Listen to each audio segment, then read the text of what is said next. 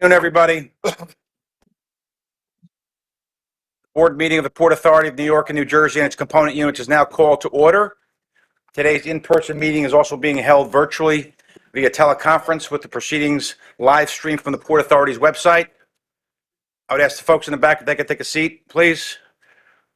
Earlier today, the Committee on Capital Planning, Execution, and Asset Management and the nominating committees met in executive. Their reports will be filed with the official minutes of today's board meeting.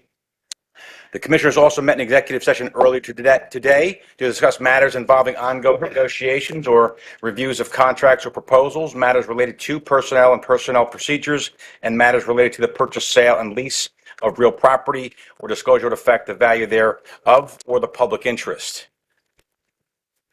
We're going to start the meeting with a moment of silence and observation on the upcoming 30th anniversary of the first terrorist attack on World Trade Center, in memory of the 6 victims, including 4 Port Authority employees, an unborn child who perished on February 26. And for those folks who were not around, who didn't remember, I think we need to take a moment to remember on February 26, 1993, a van loaded with 1,300 pounds of bomb-making material detonated below the North Tower with the intent to bring those towers down. They failed to bring both towers down, but it resulted in the deaths of 6 human beings and an unborn child, and injuring over 1,000. Of the 6 people who were killed, 4 were Port Authority employees, and they are the people. And there were 2 civilians: John DiGiovanni from Valley Stream and Wilfredo Marcato from Brooklyn. The Port Authority employees and our family members we lost then included Robert Kilpatrick from Suffern, Stephen Knapp from Staten Island, William Macko of Bayonne, from Bayonne, New Jersey, and Monica Rodriguez Smith and her unborn child from Seaford, New York. I would ask at this time if we all stand for a moment of silence.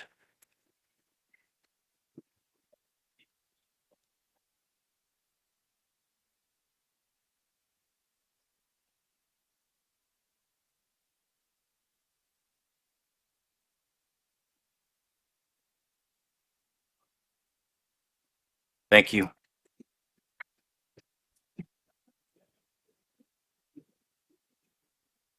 So today's meeting is the first of 2023, if you can believe it's 2023, and it's the agency's annual meeting. Under the bylaws, the officers are elected at the annual meeting, and as such, the nominating committee met in executive session prior to the meeting in connection with the election of officers. Gary LaBarbera, Commissioner LaBarbera, as chair of the nominating committee, may we have your report, please? Thank you, Mr. Chairman. In accordance with the bylaws of the Port Authority of New York and New Jersey, and each of its 3 subsidiary corporations, the Port Authority Trans-Hudson Corporation, Newark Legal and Communications Center Urban Renewal Corporation, and the New York and New Jersey Railroad Corporation, the nominating committee met in executive session prior to today's meeting in connection with the annual election of officers. On behalf of the nominating committee, I desire to report that all meetings held earlier today, in accordance with the relevant bylaws and committees, by unanimous action, submit the nomination of Kevin O'Toole for election to the office of chairman, Jeffrey H. Linford to the office of vice chairman, and Richard Cotton for the election of executive director of the Port Authority and president of each of the 3 subsidiary corporations. Further, by unanimous action, the committee also submits the following nominations as officers of the Port Authority of New York and New Jersey: James E. McCoy as secretary, Michael E. Farbiage as general counsel, Elizabeth M. McCarthy as chief financial officer, Daniel G. McCarron as controller, and Sharon N. Keller as treasurer. Now, before I ask any other commissioners and members of the committee if they'd like to make a statement, I would. And I would just like to say, obviously, this morning the nominating committee voted unanimously in support of all of the nominations, and that is a reflection on the outstanding work that each and every one of you do on behalf of the Port Authority and its subsidiary organizations.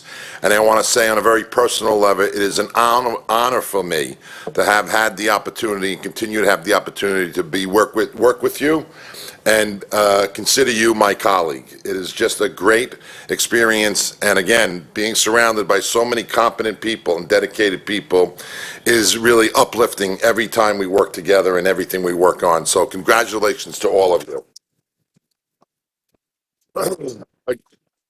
Again, do any of the nominating committees wish to make a statement concerning the proposal? Hearing none, Mr. Chairman, this concludes my report. Thank you very much, Commissioner. May I have a motion on the nominations? So moved. May I have a second? Second. Request roll call, please. Chairman, Yes. Vice Chairman Linkford.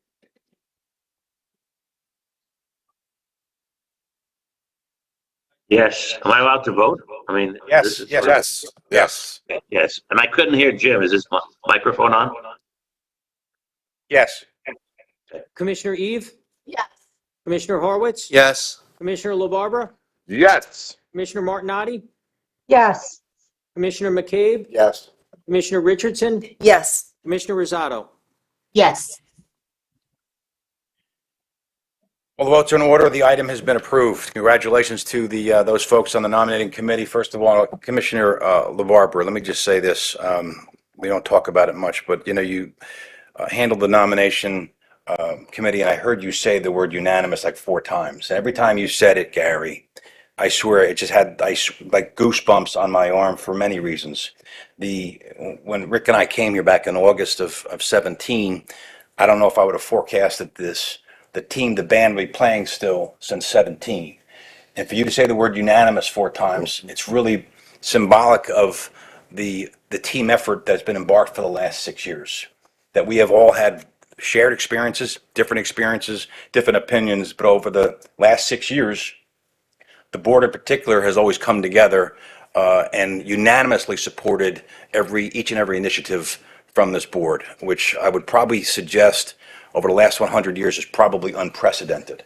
And I'm very humble, and I am humbled as the one of the officers who received the unanimous vote. So to my commissioners, to my vice chair, my partner, it's an honor. I mean, it is. I've been doing public service for 37 years, and I stand here before you humbled, gratified, and grateful. This is the most amazing experience that you've allowed me to take part in.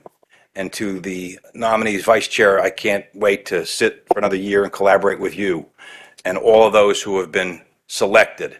To commissioners, thank you very much. To my partner, Rick Cotton. Who would have guessed it, Rick, right? It's been a ride of a lifetime. We've got a lot of things to do. We've got a lot of things to work out in the Capitol. Next few years are going to be very challenging. I couldn't think of a better person to do it with than you as our executive director. And I want to thank you very much for your partnership. Well, thank you, Mr. Chairman. I reciprocate. The partnership has been excellent. I think we've worked hand in glove to move matters forward, and I'm very proud of the achievements of the last 5.5 years. See, I say 6, he's precise, 5.5. That's the dynamic that works. Any other commissioners want to be heard? If not, all righty. We're going to move ahead. Thank you again. At this time, we'd like to hear from our executive director on your report. Rick? 2022 was one of the most productive years in the Port Authority's history. The opening of Newark Liberty's Terminal A on January 12th, since the last time we met, was a wonderful note on which to begin 2023. As I deliver my report, the first one of 2023, I want to take particular note today of the matter that is on the agenda of the board, reflecting the fact that we have negotiated agreements which are now proposed for approval to the board with 2 of our key unions, the Police Benevolent Association, PBA, and the Transport Workers Union, TWU, to extend their collective bargaining agreements. And I personally want to extend our thanks to the leaders, Frank Conti and Pat Reynolds. The bargaining was intense and hard fought, but at the end of the day, we reached agreement. And I want to thank the hardworking members of both the PBA and the TWU for their vote to ratify. And I personally want to recommend to the board the approval of those two agreements. Should the board approve, these first two successful extensions get us off on the right foot to do, Mr. Chairman, what we did in the first few months or the first year or so when we both were appointed our positions, was to bring to a successful conclusion negotiation of the 23 collective bargaining contracts, which when we arrived had expired. On a more somber note, we'll recognize this month the 30th anniversary of the 1993 bombing of the World Trade Center. We just observed the moment of silence, but I want to just say publicly that we recommit ourselves to our promise to never forget those we lost that day. And more broadly, as always, we continue to be grateful to the employees of this agency who day in and day out carry out the agency's responsibilities. And we are grateful to the leaders of the 23 unions that represent the majority of our employees. I want to say a few more words about the opening of New Terminal A at Newark Liberty. On January 12th, the Airport Terminal A welcomed the first passengers to the state-of-the-art 1 million square foot new terminal. Now travelers entering the region through Terminal A are greeted by cutting-edge technology, iconic local concessions, top-of-the-line amenities, and inspiring public art. This opening represents the first phase of operations, 21 of 33 gates. The remaining 12 will become operational later this year. And Terminal A, as we said when the terminal opened, sets a new standard for 21st century airport terminals, and it is a standard that we strive to meet with all of our capital projects. Turning to our JFK redevelopment, I'm pleased to report a key milestone in the construction of the $9.5 billion new Terminal 1. On January 15th, the 60-year-old Terminal 2 was fully closed and will now be demolished. It will set the stage for the construction of new Terminal 1 at JFK. With respect to the seaport, the Port Department hosted on January 25th its first State of the Port event since the inception of the COVID crisis 3 years ago. Participation was achieved with all of the seaport's many stakeholders.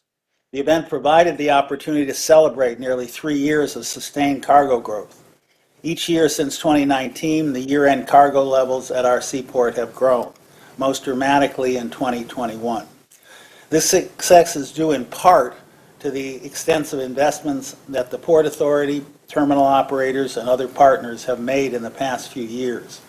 But the success of the Port Department has also been due to operating efficiencies achieved by strong coordination among all of our partners working at the seaport, from our marine terminal operators to the carriers to the International Longshoremen's Administration to our truckers and to our state and federal agency partners. The January 25th State of the Port event was an occasion to recognize and thank our partners. And as we work together to ensure the future success of the port, we're committed to continuing these valuable relationships with our partners, and we're grateful for their dedication, hard work, and support. A few words about Gateway. The President came to the region on Tuesday, January 31st. New York and New Jersey elected officials joined President Biden to announce the commitment of $292 million in federal grant funding for the first stages of the Gateway Hudson River Tunnel project. With the Gateway Development Commission leading the project, this federal funding commitment marks the first major funding dedicated to the tunnel project. The chair and I attended this event to signal the Port Authority's continued support for GDC as it leads the Gateway project forward. A word about the Port Authority Police Department and its graduation of a new cadet class. As the board is aware, the Port Authority PD graduated its 120th class from the Police Academy on January 27. This class, the first to graduate since the onset of COVID-19, is a key pillar in our commitment to provide safety and security at all of our facilities. This class of cadets is also the most diverse class in the agency's history, with minority representation exceeding 50% of the class. We look forward to the service of these cadets, and we are committed to continue our efforts across the agency to strengthen our diversity, equity, and inclusion agenda. A quick summary of the year-end volumes that passed through our facilities. At our seaport in 2022, nearly 9.5 million TEUs were moved, the most in the port's history. At our airports, volumes were virtually at 2019 levels, 94%. At our 4 bridges and tunnels, total traffic in 2022 had essentially recovered to 2019 levels, and at PATH, 2022 annual total ridership was at 48% of 2019 levels, but with ridership rising gradually over the year to hit 55 to 60% by the end of the year.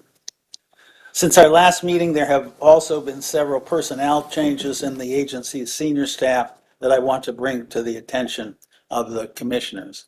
At the end of December, Carol Bennett, Acting Chief of Diversity, Equity, and Inclusion, retired after 40-plus years of dedicated service. Jose Fibrile has been named the new Chief of Diversity, Equity, and Inclusion.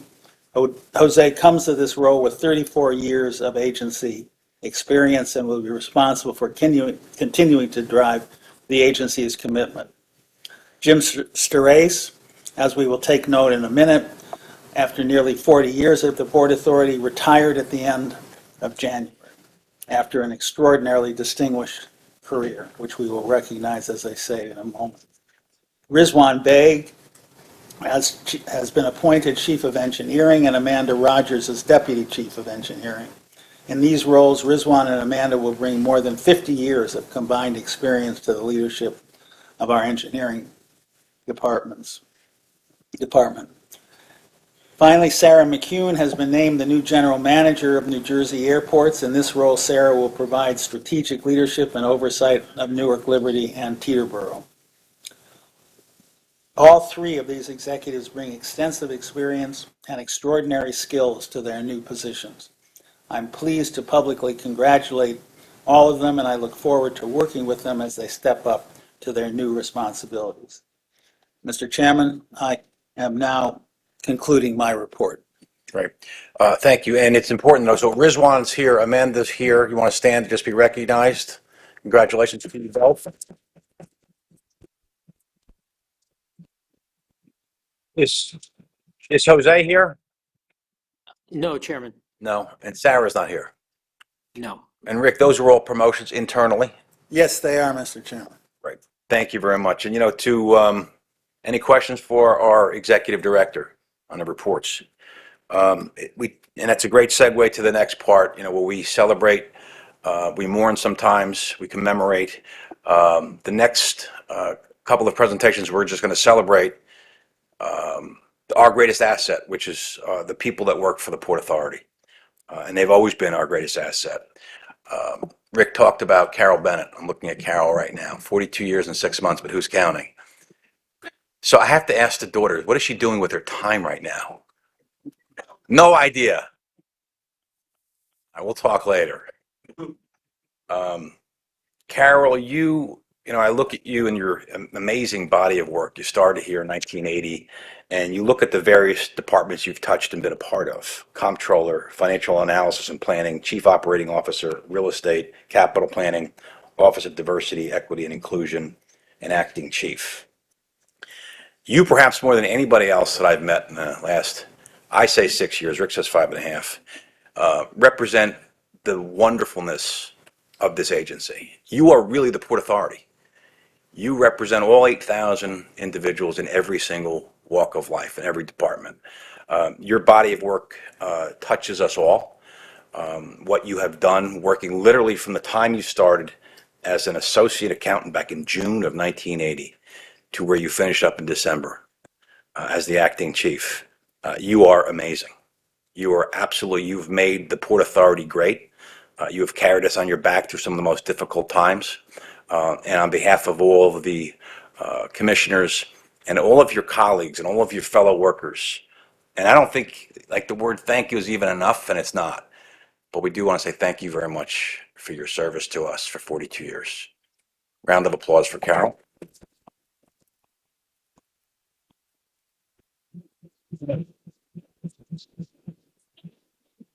If I could ask all of my commissioners on our executive director to join us as we present a service recognition to Carol. Do you mind coming up, Carol?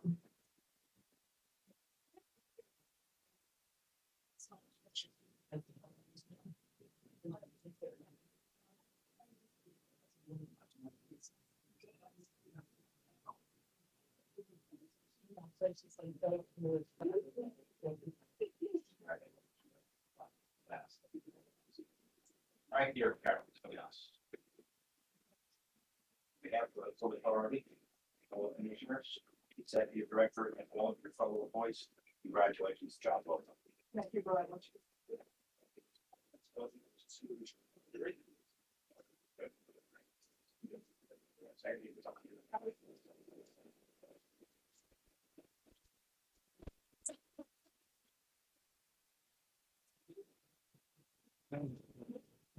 I'm a birthday. This is really truly an honor. And I think at my last senior staff, I mentioned obviously I started here and I was the second woman in the county. And I went to the ladies' room one day and somebody said to me, so how did we get here?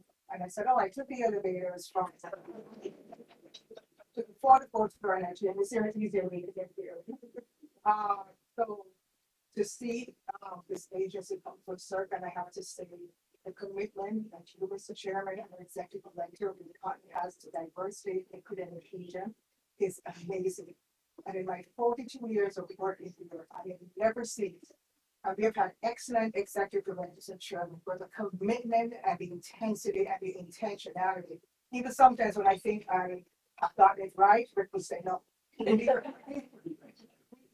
more diversity. So I just want to thank you for this moment. I want to thank you for the commitment that you have to bring Black and brown people into this agency, for the commitment that you have to the communities that we serve, making sure that those who work in our communities and look like me actually have an equal opportunity. So it is really a full circle moment. I just want to thank you from the bottom of my heart. I remember I was on the beach in Jamaica 3 weeks ago and I sent Janet a text and I said, oh, I'm here and I got my first pension check. Life is good.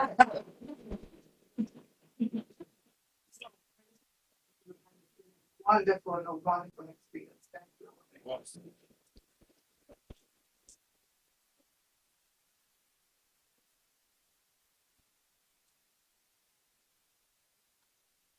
Well, now we know where she's been, Jamaica.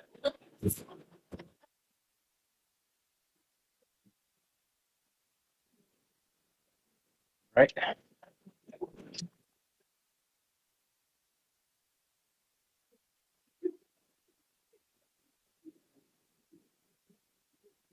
The next person who's going to receive a Service Excellence Award, and these are not, you just don't give them to everyone. You give them to folks who have been meaningful, who have lent themselves to this agency for an extended period of time in such a substantial way.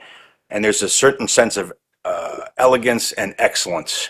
And when I said Carol represents the agency, and she is the agency, I look at Jim and I say that he is one of the pillars. I've always said that, engineering, and when I say engineering, it's synonymous with you, Jim. Since I have been here, you have been the rock. You have been, when everyone's freaking out and screaming and getting nutty, you have always been the calm one. You have always been, we're going to get there. You've been an analytical. You've been the engineer. You have been with us since May of '86 as the assistant engineer in civil. You have spent your entire career. I'll think about the rarity of that. Almost 40 years, the entirety in engineering department. You have been a role model for not only those in engineering inside the port, those in engineering outside the port. And frankly, Jim, you've been a role model to me and all these commissioners here. Your professionalism, your constant care, your amazing, the way you have just held it all together in very difficult times. And sometimes, when Commissioner LaBarbera talks about the unanimous, it has not always been unanimous up here for many decades, which you have lived through, but you have kind of held that very, very important department together. One of the biggest concerns that I had is when we heard, I'm sure his wife Maureen was more concerned when you had the accident, I guess with the bike accident, if I'm not mistaken, you were hit by a car, and we just all freaked out. Like, you were part of us, and we said, "How's Jim doing?" Every day we're saying, "How's Jim doing?" And you pulled out of that well. You made a decision to retire. I'm hoping your wife Maureen's happy with that. So I have to ask you, Maureen, what is he doing with his time? All right. But Jim, we had to have you here. We had to have you here to recognize, because you're a special one. And I'm hoping the other people that work in engineering look at you and model themselves after you, to have this rock, this consistency that is rare to find either in this agency or outside this agency. So on behalf of the Port Authority, on behalf of the commissioners, on behalf of the executive director, Jim, we want to say thank you very much. Job well done. And you are the recipient of the Service Excellence Award. And we ask you to come up.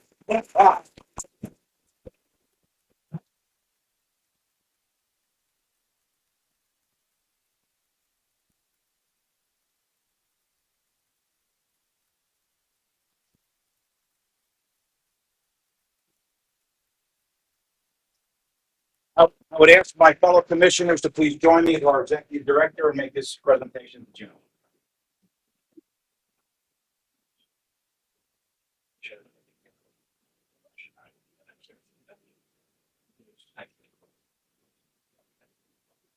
Commissioners, thank you. Commissioner Roger, thank you. Thank you. Thank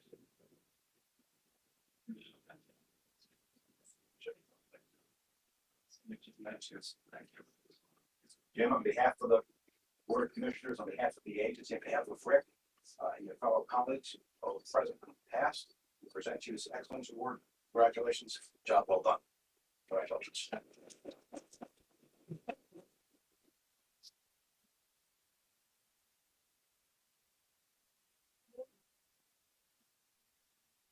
Now, no pressure, but after Carol's eloquence, you want to say something? She said on my part. I just simply want to say thank you. I've had a great run, and I think the engineering department's in good hands. And I want to thank commissioners. It's a great honor. Rick, Chairman, thank you. Thank you for your leadership. Thank you to all my colleagues. You made it pleasurable to come to work every day. I appreciate the collaboration. I appreciate the friendship. Thank you all, and thank you to the Port Authority for allowing me to have a great career involved in great projects with great challenges. I thank the agency. I thank you all.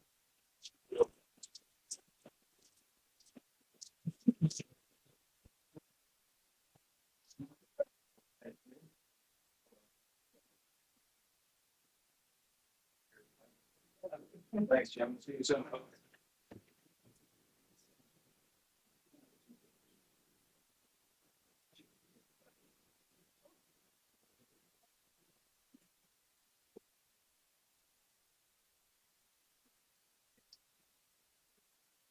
All right, at this point, we're going to hear from our General Counsel, Michael Farbiage, who will provide an overview of the two collective bargaining agreements, which have been agreed in principle. Michael? Chairman, there are two proposed bargaining agreements to discuss. They're with our two biggest labor unions, the largest uniformed union, the PBA, and the largest civilian union, TW Local 1400. They're also the first two agreements of this round of collective bargaining. Three quick things. First, the history here. As the executive director alluded to, there was a period where we were 0 for 23, no agreements with any of our 23 labor unions. The prior round began with the same two unions, the PBA and the TWU, leading things with agreements that they ratified in 2018, and they're again leading the way here. The terms of these two proposed agreements, both of which were ratified by large numbers last month, they are 26-month agreements, and they have 6 total points of annual wage increases over that period. third and final piece that is relevant to the PBA agreement is that after the murder of George Floyd, the leadership steering committee that had been established by agency leaders had made a series of recommendations. One of them was to outfit the police, the PAPD, with body cameras.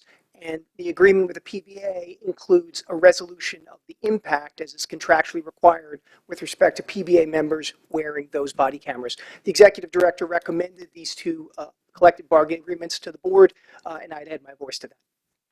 Thank you, Michael.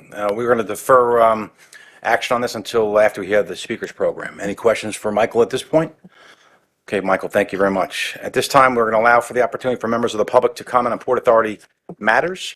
This public comment period, which is limited to 30 minutes in total, will provide an opportunity for members of the public to present their views directly to the board, but we will not be having a dialogue. Members of the public wishing to discuss a specific matter with the Port Authority staff are advised to contact our press affairs department, and they're in the back here if you need them specifically.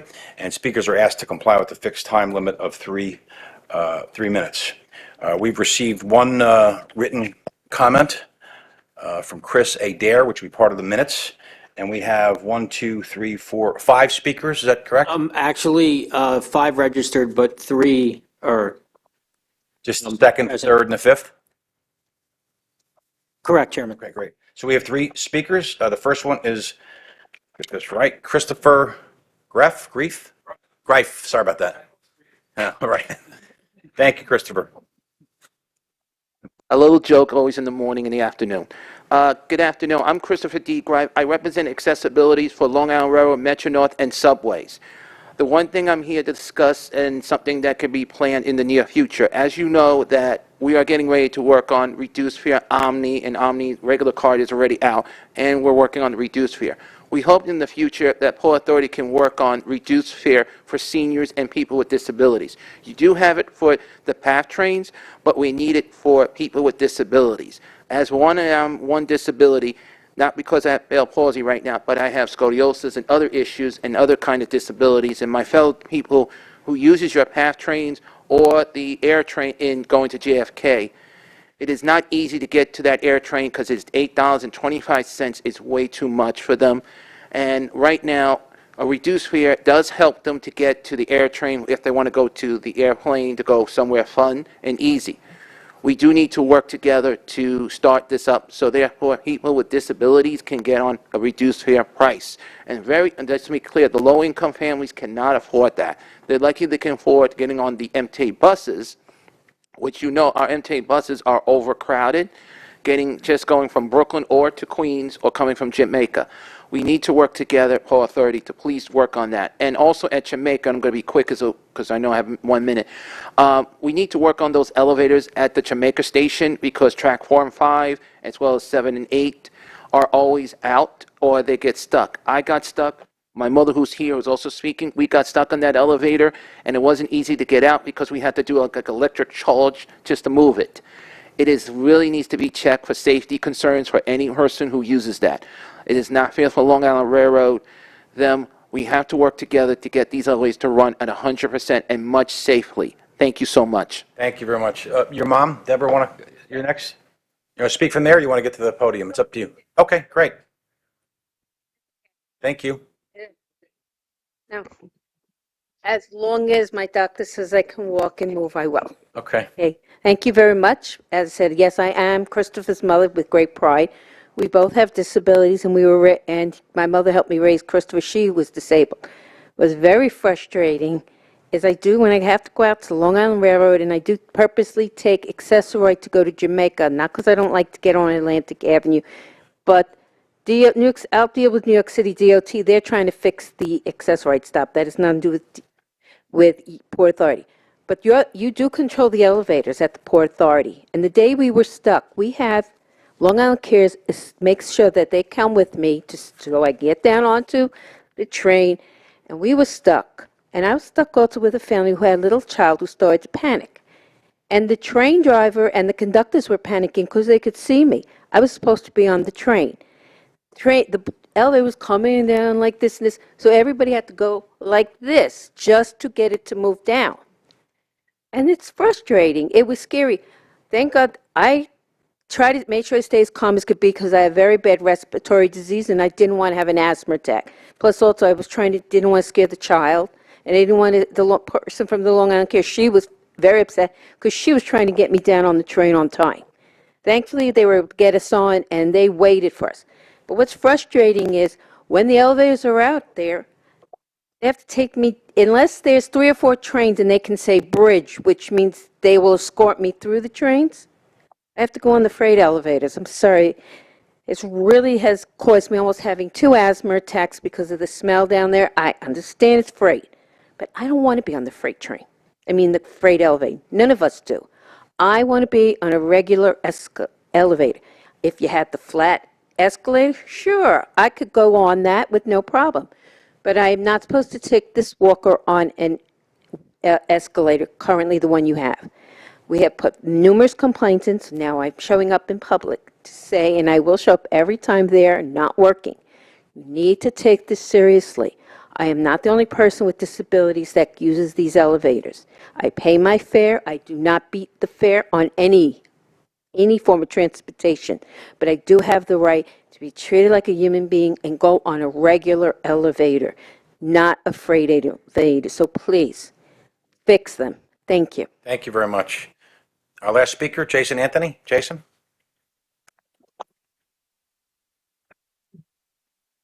Good afternoon, Kevin. Good afternoon, Rick. Jason Anthony here, our companion, Deborah and Chris, speaking about accessibility. And there are some flaws that you guys have along the path. I call it the psychopath because there's reasons to why I call it the psychopath. First of all, the announcements on the trains doesn't have that the stations is not accessible or is accessible. Along the Newark to World Trade Center line, all the station is accessible. Therefore, it should say announces like this station is a wheelchair accessible station, or it should say this station is accessible, something similar to that nature. The Metropolitan Transportation Authority, better known as the MTA, has announcements like this, or SEPTA in Philadelphia. Why not the Port Authority of New York and New Jersey has announcements like this? Last night, I was on the Newark to World Trade Center line from Newark to World Trade Center. The announcement that was playing, it was so annoying that I got frustrated. And another thing, why you guys don't have cleaners in the station terminals cleaning the trains instead of cleaning the platforms in the terminals?